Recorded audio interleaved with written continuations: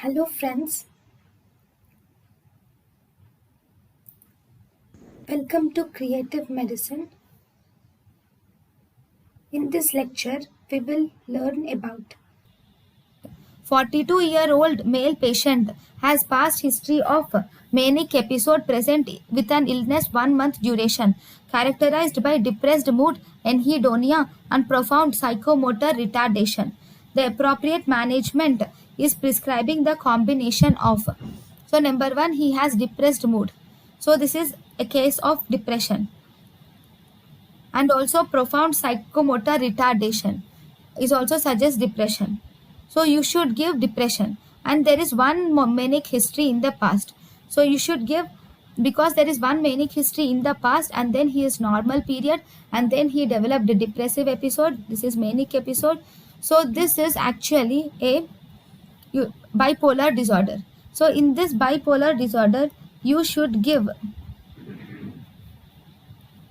an antipsychotic should be given, and not antipsychotic, you should give mood antidepressant, and also mood stabilizers should be given in this patient.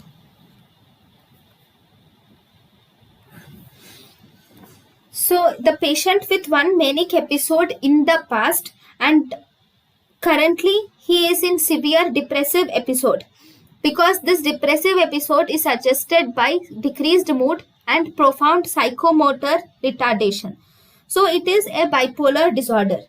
So in bipolar disorder, we should give both antidepressants and mood stabilizers. One important thing is, if we do not give mood stabilizers and if we give only antidepressants to the patient, in such cases, if only antidepressants is given instead of mood stabilizers, then the patient might go into manic symptoms. A patient with severe depression with history of mania, if you give an antidepressant, the depression will come to normal. The depression will resolve. But slowly the patient goes into the manic symptoms. So in order to prevent the patient to go into manic symptoms, we give we give mood stabilizers also to the patient.